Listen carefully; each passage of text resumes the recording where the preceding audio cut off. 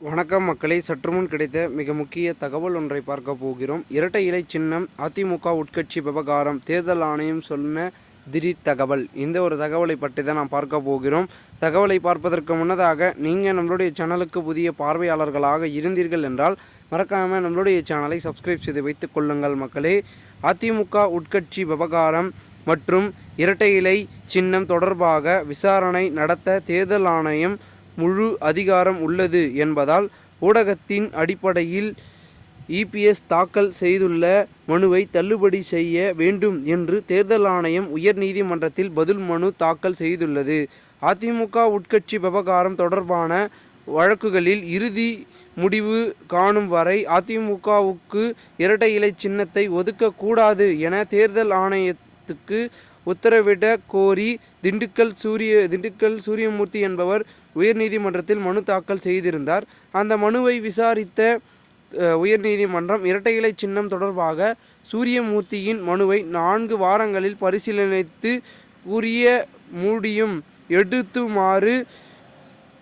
கூறிய முடிவுகளை எடுக்குமாறு ஓபிஎஸ், இபிஎஸ் என அனைத்து தரப்பினர்களுக்கும் கருத்துக்களை கேட்டு முடிவு எடுக்குமாறு தேர்தல் ஆணையம் டிசம்பர் 4 உத்தரவிட்டிருந்தது.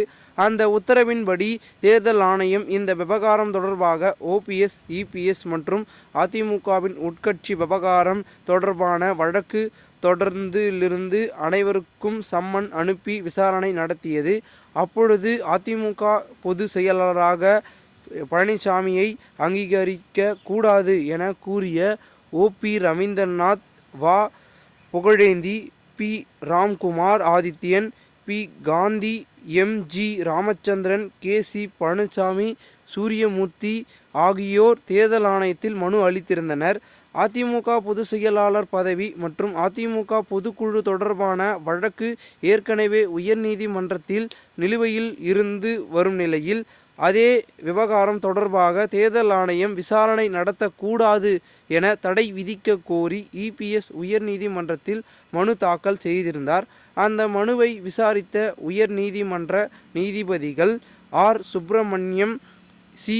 குமரப்பன் ஆகியோர் அடங்கிய அமர்வு இது தொடர்பாக தேர்தல் ஆணையம் எந்த விசாரணையும் நடத்தக்கூடாது என இடைக்கால தடை விதித்து தேர்தல் ஆணையம் பதில் அளிக்க உத்தரவிட்டிருந்தது.